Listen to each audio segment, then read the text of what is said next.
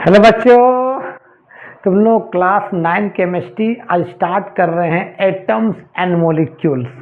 तो ये chapter number 3 है केमिस्ट्री में, बहुत इंपॉर्टेंट चैप्टर है, तो ध्यान से देखो। चैप्टर नंबर 3 क्या है बाबू? Atoms and molecules. Atoms and molecules, ठीक है। सबसे पहले हम बात करेंगे जॉन डाल्टन एटम के बारे में क्या क्या पोस्टुलेट दिए हैं, ठीक है। सबसे पहले हेडिंग दो, John Dalton atomic theory. John Dalton atomic theory. उसने एटम्स के बारे में क्या क्या कहे? उसने कहा कि atom is the smallest fundamental particle of an element which take part in the chemical reaction. Means atom जो है एलिमेंट का सबसे छोटा पार्टिकल है जो केमिकल रिएक्शंस में भाग लेता है। मान लीजिए आपका इतना बड़ा आयरन का एक टुकड़ा है, लोहा का एक टुकड़ा है, मान लीजिए ये, मान लीजिए आयरन Fe। आयरन का मतलब क्या होता है? Fe। ये आयरन, ये छोटा से आयरन का टुकड़ा है जो इसमें छोटे छोटे पार्टिकल से मिलके आयरन का एलिमेंट बना है। छोटे छोटे पार्टिकल से मिलके बना है, और वही छोटा सा पार्टिकल क्या है? इसे छोटा पार्टिकल क्या है? एटम से। तो उसने क्या कहे जॉन डाल्टन ने कि atom is the smallest fundamental particle of an element which take part in the chemical reaction. मतलब एलिमेंट का सबसे छोटा पार्ट एटम है जो केमिकल रिएक्शन से भाग लेता है, पहला पोस्टुलेट। दूसरा उसने बोले कि atoms can not be created और not destroyed during any physical और केमिकल प्रोसेस। मतलब एटम को ना क्रिएट कर सकते, ना बना सकते, ना उसको डिस्ट्रॉय कर सकते कोई फिजिकल और केमिकल प्रोसेस है। उसको एक से दूसरे में कन्वर्ट कर सकते हैं, एक फॉर्म से दूसरे फॉर्म में कन्वर्ट कर सकते हैं, लेकिन ना उसको क्रिएट कर सकते हैं ना डिस्ट्रॉय कर सकते हैं। दूसरा पोस्टुलेट। तीसरा पोस्टुलेट जॉन डाल्टन ने कहा कि मान लेते हैं कि अगर एक ये आयरन का टुकड़ा है, ध्यान देना, ये मान लें आयरन का टुकड़ा है, Fe का टुकड़ा है, इसमें जितने भी आयरन का एटम्स होगा, जितने भी आयरन्स का एटम्स होगा, सबका शेप, साइज, मास एक जैसा होगा। मान लीजिए एक आयरन का टुकड़ा है, इसमें उसे बहुत सा एटम से मिल के बना होगा, तो सबका एटम का शेप, साइज, मास आइडेंटिकल होगा। जितने भी एटम्स होंगे उसका सबका शेप, साइज, मास क्या होगा? आइडेंटिकल होगा। क्या होगा? आइडेंटिकल, ठीक है। फिर उसने कहा चौथा पोस्टुलेट, फोर्थ पोस्टुलेट, कि मान ले ये आपका एक आयरन का टुकड़ा है, मान लेते हैं ये, मान ले ये आयरन का टुकड़ा है, जितने भी एटम्स होगा, मान ले अरबों खरबों एटम से मिलके आयरन का टुकड़ा है, इसमें आयरन का एलिमेंट बना है आयरन का एटम से मिलके। और ये मान ले ये आयरन है, Fe है, और मान ले ये कॉपर का एक टुकड़ा है, इसमें क्या कॉपर का एटम से मिलके बना होगा, बहुत सा कॉपर का एटम इसके अंदर होगा। कॉपर का सिंबल क्या होता है? Cu होता है। तो दोनों का एटम का मास अलग अलग होगा, सेम नहीं होगा। मतलब आयरन का जो एटम का शेप साइज होगा और जो कॉपर का वो अलग अलग होगा, आइडेंटिकल नहीं होगा। तो ये चौथा पोस्टुलेट है। पहला पोस्टुलेट क्या है कि atom is the smallest fundamental particle of element which take part in the chemical reaction. दूसरा, एटम को ना क्रिएट कर सकते ना डिस्ट्रॉय कर सकते ड्यूरिंग एनी फिजिकल और केमिकल प्रोसेस से। तीसरा क्या बोला उसने कि भाई एक अगर एलिमेंट है उसमें जितने भी एटम्स होगा सबका शेप, साइज, मास आइडेंटिकल होगा। लेकिन डिफरेंट एलिमेंट, मान ले आयरन है, कॉपर है, डिफरेंट एलिमेंट का जो एटम्स होगा उसका शेप, साइज, मास अलग अलग हो, एक नहीं होगा, डिफरेंट होगा। कोई दिक्कत? फिर पांचवा पोस्टुलेट्स आपका जॉन डाल्टन ने बताया कि जब पांचवा पोस्टुलेट्स कि जब एटम्स सेम एटम्स और डिफरेंट एटम एक फिक्स रेशियो में क्या करता है, कंबाइन करता है और कंपाउंड या मॉलिक्यूल्स का फॉर्म करता है। मतलब सेम एटम, ध्यान देना, सेम एटम और डिफरेंट एटम, डिफरेंट एटम आपका एक फिक्स रेशियो में कंबाइन करता है। उसका प्रोपोर्शंस क्या होता है, फिक्स होता है। फिक्स प्रोपोर्शन में क्या करता है, कंबाइन करता है और आपका मॉलिक्यूल्स का फॉर्म करता है। समझ में, सेम एटम्स और डिफरेंट एटम एक फिक्स रेशियो में, एक फिक्स प्रोपोर्शंस में क्या करता है, कंबाइन करता है और मॉलिक्यूल्स का फॉर्म करता है। यही जॉन डाल्टन का एटॉमिक थ्योरी। को पूछेगा कि what are the basic postulates of John Dalton atomic theory, तुम कहना sir according to John Dalton atomic theory, number 1 बोलना कि sir atom is the smallest fundamental particle of an element which take part in the chemical reaction. दूसरा कहना sir atom can not be created और nor destroyed during any physical और chemical process. ना atom को create कर सकते हैं, ना उसको डिस्ट्रॉय कर सकते हैं ड्यूरिंग एनी फिजिकल और केमिकल प्रोसेस से, बल्कि उसको एक से दूसरे में कन्वर्ट कर सकते हैं। ठीक है, उसको क्रिएट और डिस्ट्रॉय नहीं कर सकते हैं। फिर क्या बोला कि अगर एक एलिमेंट है उसमें जितने भी एटम्स होगा सबका शेप, साइज, मास आइडेंटिकल होगा और डिफरेंट एलिमेंट का एटम का मास अलग अलग होगा। शेप, साइज एक दूसरे से मैच नहीं करेगा, डिफर करेगा। ठीक है, फिर क्या बोले कि जब वो सेम एटम और डिफरेंट एटम एक फिक्स रेशियो में क्या करता है, कंबाइन करता है तो मॉलिक्यूल्स का फॉर्म करता है। लेकिन इसमें कुछ ड्रॉबैक्स आ गया भाई, इसका कुछ ड्रॉबैक्स आ गए। क्या ड्रॉबैक्स आए पहले देखो, इसका क्या क्या ड्रॉबैक्स हो गया बेचारा का। तो लिमिटेशन लिखो, limitations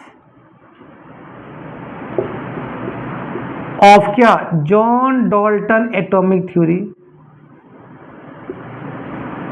John Dalton atomic theory. इसका क्या क्या लिमिटेशन आ गया, जॉन डाल्टन एटॉमिक थ्योरी क्या लिमिटेशंस आया। तो इसका पहला लिमिटेशंस है, उसने क्या बोले कि एटम कैन नॉट बी, मतलब एटम्स को ना क्रिएट कर सकते हैं ना डिस्ट्रॉय कर सकते हैं। वो एलिमेंट का सबसे स्मॉलेस्ट पार्ट है, उससे छोटा और नहीं हो सकता है।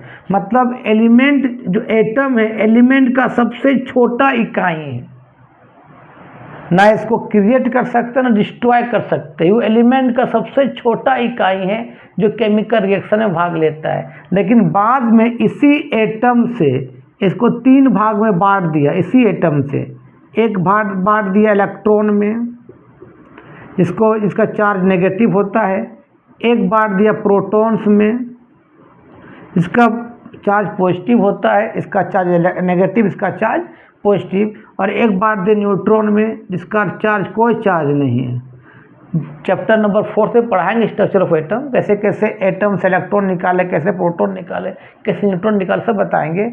इसका नो चार्ज, ये न्यूट्रल होता है, न्यूट्रल।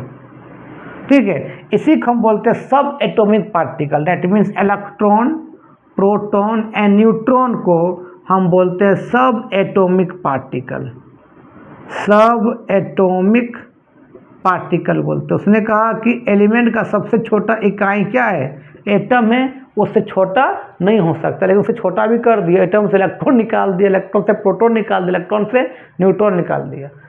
ठीक है, पहला इसका ड्रॉबैक्स है या limitations.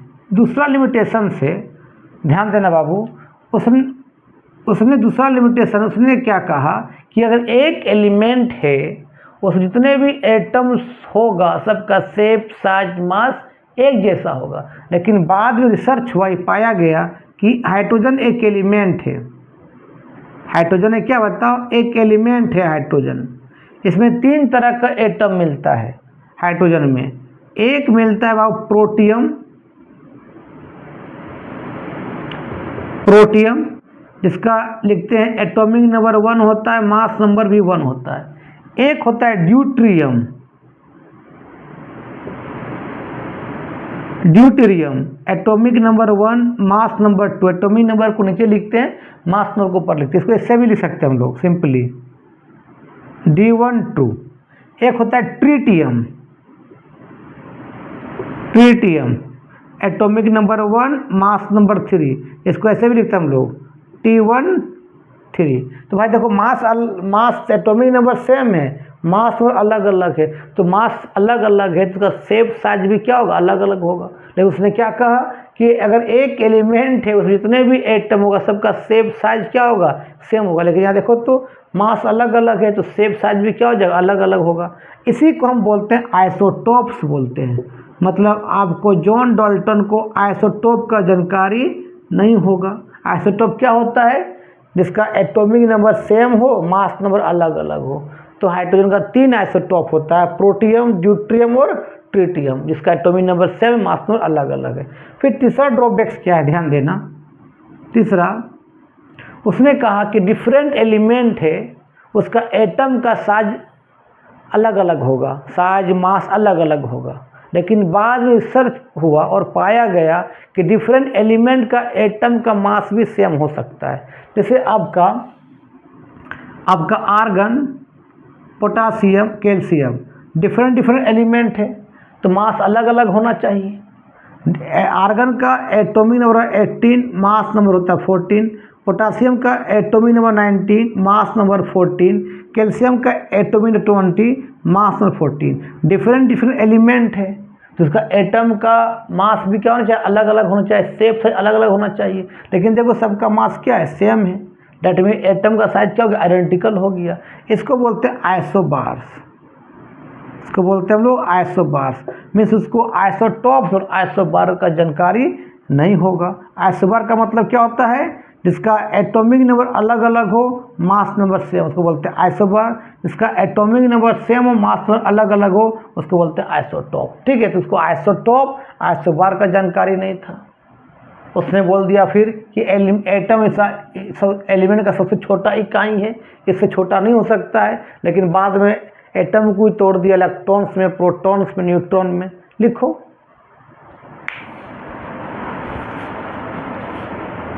Elements which take part in the chemical reaction. अच्छा, मॉलिक्यूल्स क्या है, मॉलिक्यूल्स क्या है? तो जब एटम्स कंबाइन करता है क्या होता है, मॉलिक्यूल। अच्छा, एटम कंबाइन क्यों करता है, वह एटम जो होता है फ्री स्टेट में होते हैं, और जब फ्री स्टेट में होते हैं तो एटम्स के पास एनर्जी बहुत ज़्यादा होता है। जो एनर्जी बढ़ेगा तो वह उसका स्टेबिलिटी घट जाता है। स्टेबिलिटी क्या हो जाता है, घट जाता है। तो स्टेबल होने के लिए ये आपस में कंबाइन करता है और मॉलिक्यूल बनाता है। जो आपस में कंबाइन करके एक दूसरे से अगर बॉन्ड बन जाता है तो बॉन्ड बनने से एनर्जी लॉस होता है। बॉन्ड बनने से आपका एनर्जी क्या होता है, लॉस होता है। जब एनर्जी लॉस होगा तो एनर्जी कम हो जाएगा।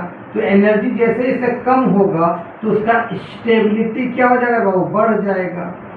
इसलिए एटम क्या करता है, आपस में कंबाइन करके मॉलिक्यूल्स का फॉर्मेशन करता है। तो पूछेगा भाई एटम कंबाइन करके मॉलिक्यूल बनाता है क्यों, भाई एटम फ्री स्टेट में क्या होता है, हाईली अनस्टेबल होता है, इसके बाद एनर्जी बहुत ज़्यादा होता है, इसलिए आपस में कंबाइन करता है और मॉलिक्यूल बनाता है। ताकि जब जैसे कंबाइन करता है एनर्जी लॉस होता है तो एनर्जी कम होगा तो स्टेबिलिटी बढ़ता है। इसीलिए एटम कंबाइन करके मॉलिक्यूल बनाता है।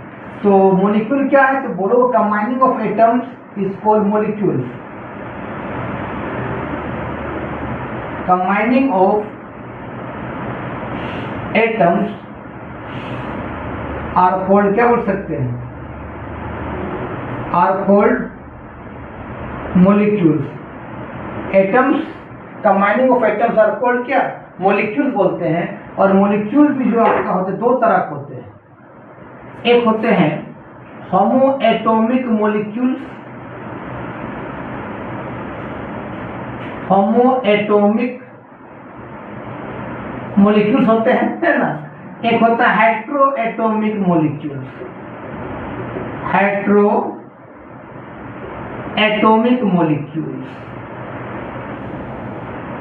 अच्छा, होमोएटॉमिक क्या होता है कि व्हेन टू और more similar atoms combine together to form क्या, homo atomic molecule. Similar atom, जैसे H2 बना, दो H एटम से मिलकर बना, तो सिमिलर एटम है। H2, O2, Cl2, N2, O3, O3 मतलब क्या, ओजोन है। तो जब सेम सब एटम मिलके आपस में कंबाइन करता है और मॉलिक्यूल बनाता है, उसको बोलते हैं होमो एटॉमिक मॉलिक्यूल। हेट्रो मतलब जब डिफरेंट एटम्स एक फिक्स रेशियो में कंबाइन करके जो मॉलिक्यूल बनाता है, उसको क्या होता है, hetero atomic molecule. When two और more dissimilar atoms are combined together to form क्या, हेट्रो एटॉमिक मॉलिक्यूल। जैसे वाटर क्या है, 2 atoms of hydrogen, 1 atoms of oxygen. Ammonia 1 atoms of nitrogen, 3 atoms of hydrogen. Carbon dioxide 1 atoms of carbon, 2 atoms of oxygen. Methane 1 atoms of carbon, 4 atoms of hydrogen. और क्या है, hetero atomic molecule, different atoms मिलके बना है। लिख लो। अब इसमें बात करते हैं लॉ ऑफ केमिकल कॉम्बिनेशंस के बारे में। 6-7 वीडियो लगेगा इस चैप्टर को कंप्लीट होने में, आराम से पढ़ाते हैं ताकि तुम लोगों को दिक्कत ना हो। तो अब हेडिंग दो, लॉ ऑफ केमिकल कॉम्बिनेशन। लिखो लॉ ऑफ केमिकल कॉम्बिनेशन क्या होता है बताते हैं। देखो लॉ ऑफ केमिकल कॉम्बिनेशन क्या करता है, समझो कि मान लेते हैं A प्लस B कंबाइन करके मान ले AB बन गया, एक A और B बॉन्ड लग गया। तो लॉ ऑफ केमिकल कॉम्बिनेशन कहता है कि मान लेते हैं एक आपका X ग्राम है, तो B का कितना ग्राम लगेगा आपस में A से कंबाइन करने से और वो AB भी बने। ठीक है, मतलब ये सिंपली बात करता है A और B का कितना का कंपोजिशन में कंबाइन करे,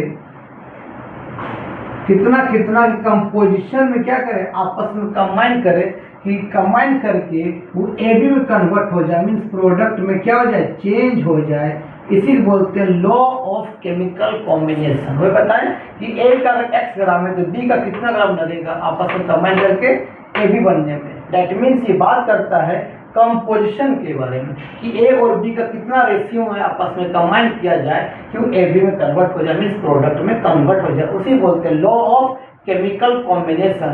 दैट मीन्स ये बात करता है कि एलिमेंट या एटम्स किस तरह से आपस में क्या कर बताओ, कंबाइन किया जाए और कंबाइन करके वो प्रोडक्ट में कन्वर्ट हो, वो बात कर कौन करता है, लॉ ऑफ केमिकल कॉम्बिनेशन बात करता है। और हमको 6 तरह का लॉ ऑफ केमिकल कॉम्बिनेशन पढ़ना होता है, लेकिन तेरा सिलेबस में 3 तरह का है।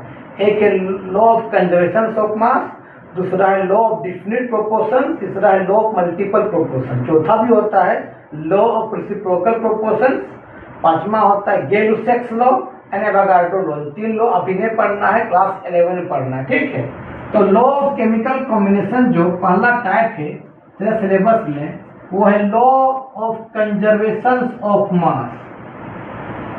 Law of conservation of mass, ये पहला law.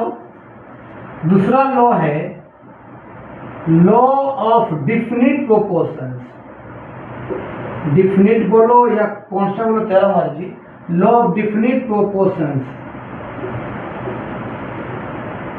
Law of definite proportions. तीसरा जो पढ़ना है law of multiple proportions, multiple proportions. ठीक है, चौथा होता है जो अभी नहीं पढ़ना है, क्लास 11 में पढ़ना है, law of reciprocal, law of reciprocal proportions, जो क्लास 11 में पढ़ना है, 9 में नहीं पढ़ना है।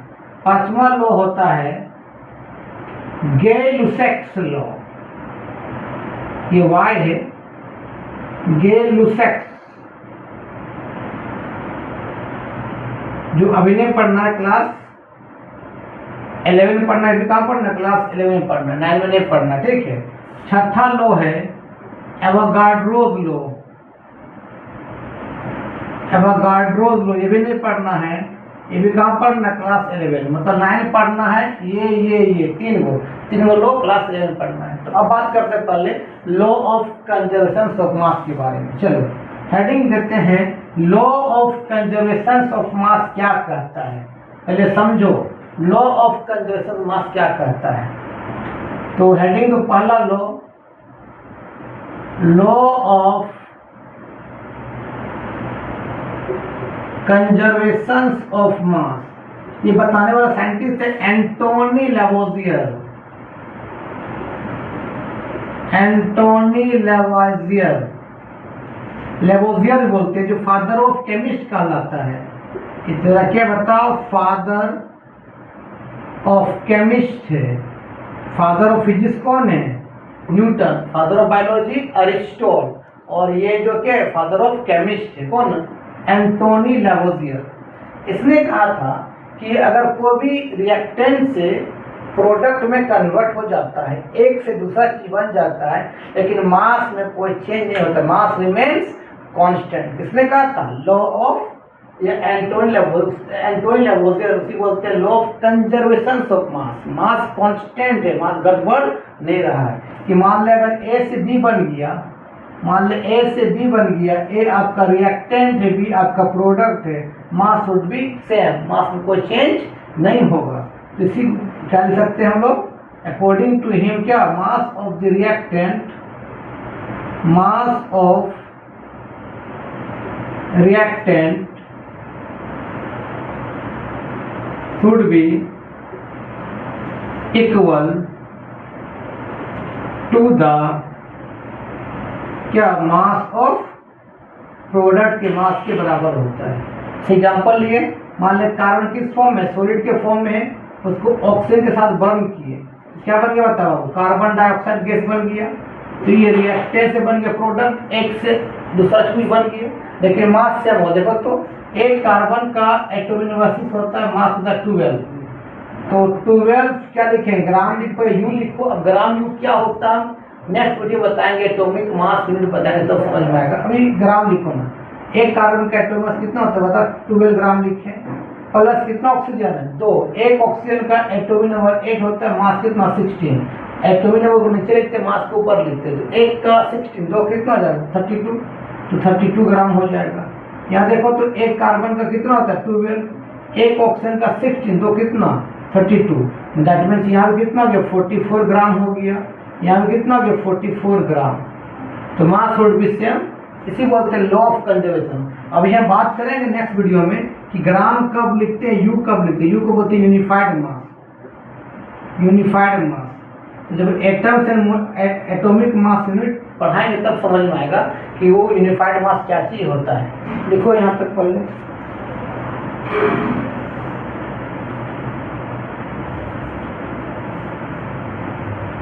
ठीक है, इसे और एग्जांपल लेते हैं।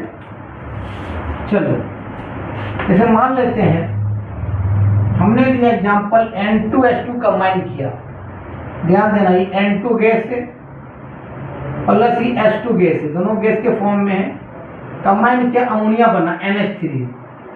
NH3 मतलब क्या होता है, अमोनिया केस में होता है पंजेंट, इसमें बहुत खराब महत्ता है।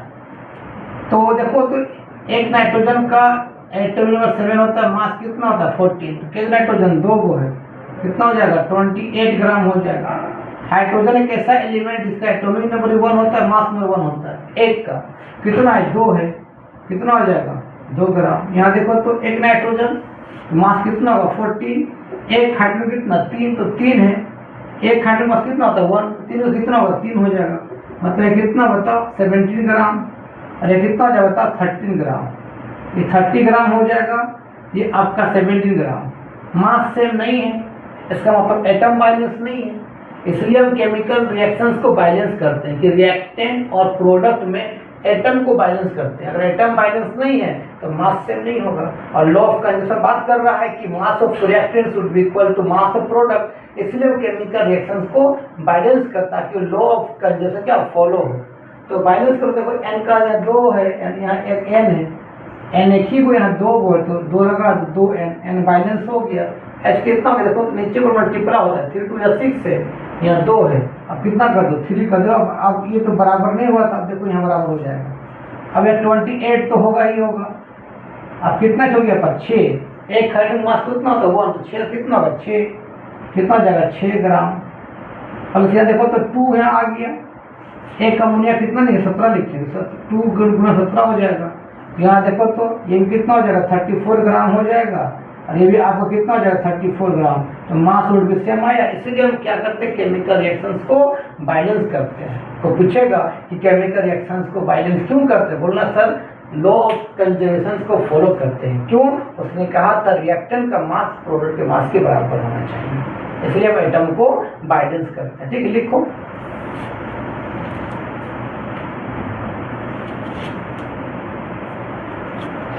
चलो अब बात करते हैं, इसका कुछ न्यूमेरिकल बता देंगे नेक्स्ट वीडियो में। अब बात करते हैं लॉ, तीनों लॉ खत्म कर देते हैं। अब बात करते हैं दूसरा लॉ ऑफ डिफिनिट प्रोपोर्शंस। ये बात करने वाला साइंटिस्ट है जोसेफ रोस्ट।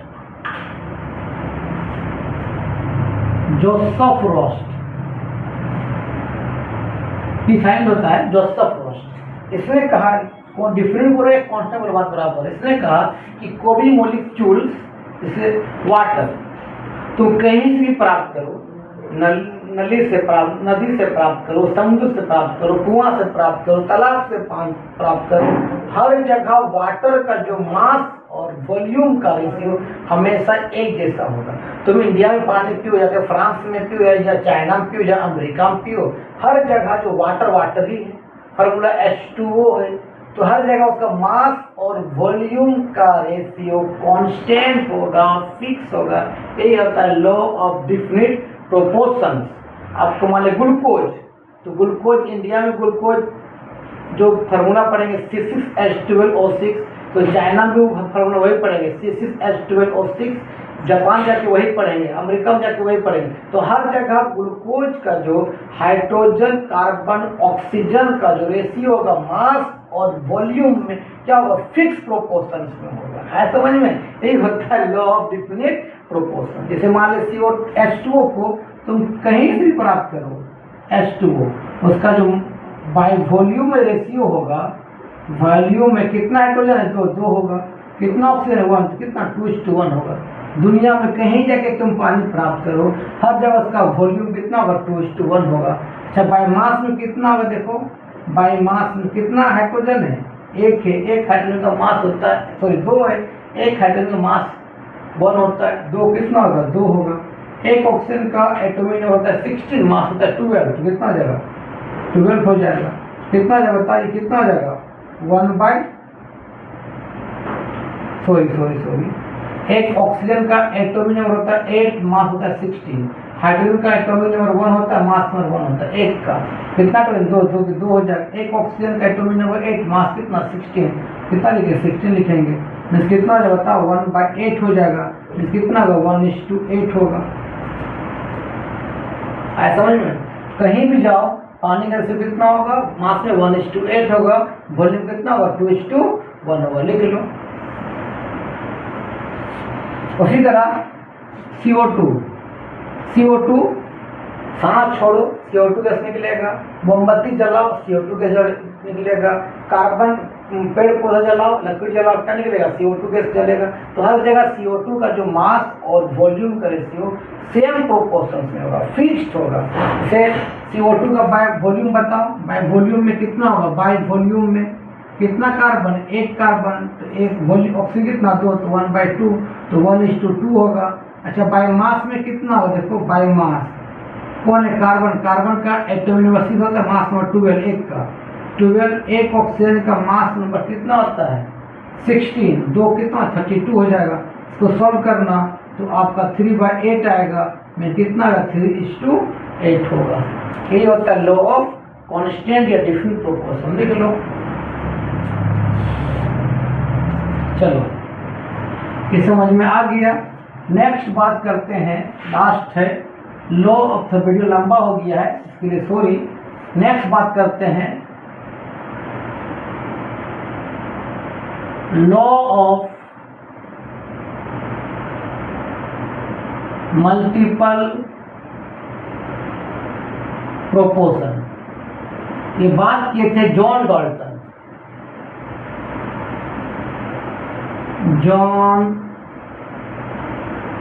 डाल्टन। ये क्या होता है, लॉ ऑफ मल्टीपल प्रोपोर्शंस कहता है कि जब दो या दो से अधिक एटम्स और मॉलिक्यूल्स आपस में कंबाइन करके एक से ज़्यादा बनाए प्रोडक्ट, एक से ज़्यादा बनाए प्रोडक्ट, लेकिन एक जगह हर एक जगह एटम क्या होगा, फिक्स होगा, और एक जगह एटम क्या होगा, डिफरेंट होगा। फिर समझो कि जब दो या दो से अधिक एटम्स और मॉलिक्यूल आपस में कंबाइन करके जब मोर देन वन कंपाउंड बनाए, एक से ज़्यादा कंपाउंड बनाएगा, उसमें से एक एटम का मास हर जगह क्या होगा, फिक्स होगा, और एक का क्या डिफर करेगा। इसे मान लेते हैं, फिर समझो कि मान लेते हैं हाइड्रोजन है, एक मॉलिक्यूल हाइड्रोजन का है, एक मॉलिक्यूल ऑक्सीजन है। जब दोनों कंबाइन करके एक से ज़्यादा बनाएगा कंपाउंड, एक बनाया वाटर H2O बनाया, एक बनाया H2O2, इसका नाम है हाइड्रोजन पर ऑक्साइड नाम है। क्या नाम बाबू, हाइड्रोजन पर ऑक्साइड। ये एंटीसेप्टिक क्रीम लिक्विड होता है, जैसा डिटॉल जैसा कहीं लग जाता है तो शुरू से लेकर साफ करते हैं, ठीक है। तो इसको बोलते हैं हाइड्रोजन पर ऑक्साइड। तो जब दो मॉलिक्यूल्स कंबाइन किया और दो से एक से ज़्यादा क्या बनाया, कंपाउंड या मॉलिक्यूल बनाया, एक उसमें से एक एटम हुआ, दोनों जगह क्या है, फिक्स से एक का अलग अलग हो। देखो तो यहाँ भी दो है हाइड्रोजन, यहाँ भी दो हाइड्रोजन है, मतलब यहाँ भी 2 ग्राम हाइड्रोजन होगा। ऑक्सीजन कितना होगा, एक ऑक्सीजन का एटॉमिक नंबर 8, मास 16, तो कितना होगा, 16 ग्राम हो गया। यहाँ देखो तो हाइड्रोजन कितना हो जाएगा, 2 ग्राम, क्योंकि हाइड्रोजन का एक का एटॉमिक नंबर 1 होता है, मास भी 1 होता है, 2 का 2 हो जाएगा। और कितना ऑक्सीजन 2 है, कितना होता है, 32 ग्राम हो गया। यही होता है लॉ ऑफ मल्टीपल प्रोपोर्शन। जब दो या दो से अधिक एटम्स और मॉलिक्यूल्स एक फिक्स रेशियो में कंबाइन करके जब प्रोडक्ट बनाता है, तो एक से ज़्यादा बना सकता है प्रोडक्ट, लेकिन उसमें से एक एटम मास हर जगह क्या होगा, फिक्स होगा, और एक का क्या होगा, डिफर करेगा। ये बताता है law of multiple proportion. Sorry हाँ, law of multiple proportion. Example और लेते हैं, मान लेते हैं कार्बन है, अरे इसको ऑक्सीजन को कंबसन करवाते हैं, तो एक बन गया मान ले कार्बन मोनोऑक्साइड, एक बन गया क्या, कार्बन डाइऑक्साइड। देखो तो जब दो एटम आपस में कंबाइन किया तो एक से ज़्यादा क्या बनाया, कंपाउंड बनाया, उसमें से एक एटम का मास क्या फिक्स है और एक का क्या डिफर। यही तो कहता है लॉ ऑफ मल्टीपल प्रोपोर्शन। यहाँ कार्बन कितना है, 1 है, तो मास कितना होगा, 12 ग्राम हो जाएगा। यहाँ ऑक्सीजन 1 कितना है बताओ, 16 ग्राम हो जाएगा। देखो तो कार्बन 1 है, कितना हो जाएगा, ये 12 ग्राम हो जाएगा। ऑक्सीजन कितना है, 2, कितना हो जाएगा, 32 ग्राम हो जाएगा। यही होता है लॉ ऑफ मल्टीपल प्रोपोर्शन। जो दो या दो से अधिक एटम्स और मॉलिक्यूल आपस में कंबाइन करता है और एक से ज़्यादा कंपाउंड का फॉर्मेशन करता है, उसमें से एक एटम मास क्या होगा, फिक्स होगा, और एक क्या डिफर करेगा। एक आता है लॉ ऑफ मल्टीपल प्रोपोर्शन। लिख लो एक एग्जाम्पल इसका और लेते हैं, बहुत फेमस एग्जाम्पल है, बहुत थोड़ा सा ज़्यादा लंबा नहीं बात करेंगे। जैसे मान ले नाइट्रोजन और ऑक्सीजन जब कंबाइन करता है तो एक से ज़्यादा बनाता है ऑक्साइड। एक से ज़्यादा बना उसका कोई मतलब नहीं, उसमें से एक एटम का मास क्या करो, फिक्स करो। अगर फिक्स नहीं है तो आपको फिक्स करना पड़ेगा। क्यों, जॉन डाल्टन ने कह दिया कि भाई जब दो एटम या दो या दो से अधिक एटम्स और मॉलिक्यूल्स आपस में कंबाइन करके एक से ज़्यादा बनाएगा कंपाउंड या मॉलिक्यूल, उसमें से एक एटम का मास फिक्स करना होगा, एक डिफर होना चाहिए। जैसे नाइट्रोजन जब ऑक्सीजन कंबाइन करता है, नाइट्रोजन और ऑक्सीजन कंबाइन करके जब कंपाउंड बनाता है तो पहला कंपाउंड बनाता है N2O बनाता है, इसको बोलते हैं लाफिंग गैस। तो इसी बोलते हैं लाफिंग गैस, लाफिंग गैस। इसका दूसरा नाम है नाइट्रस ऑक्साइड,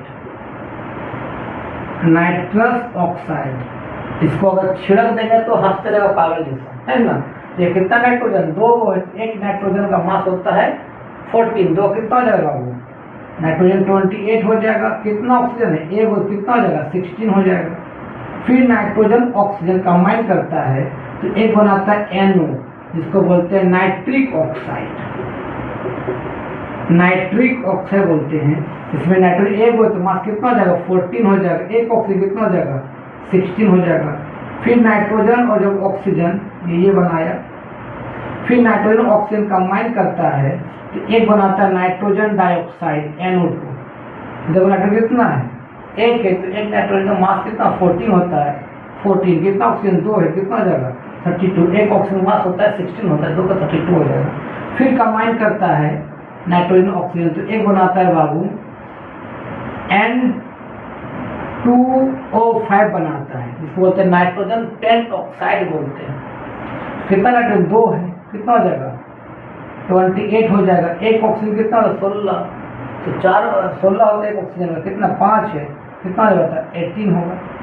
फिर एक नाइट्रोजन ऑक्सीजन कंबाइन करता है तो एक नाइट्रोजन फिर एक ऑक्सीजन कंबाइन करके जब कंपाउंड बनाता है तो एक बनाता है N2O4। 5 का मतलब होता है पेंट, तो नाइट्रोजन पेंट ऑक्साइड या कितना है 4 है, इसको बोलते हैं टेट्रा ऑक्साइड, इसका नाम है नाइट्रोजन टेट्रा ऑक्साइड। कितना नाइट्रोजन 2 है, कितना मास हो जाएगा बता 28। कितना ऑक्सीजन 4 है, एक का 16, 4 का कितना 64 हो जाएगा।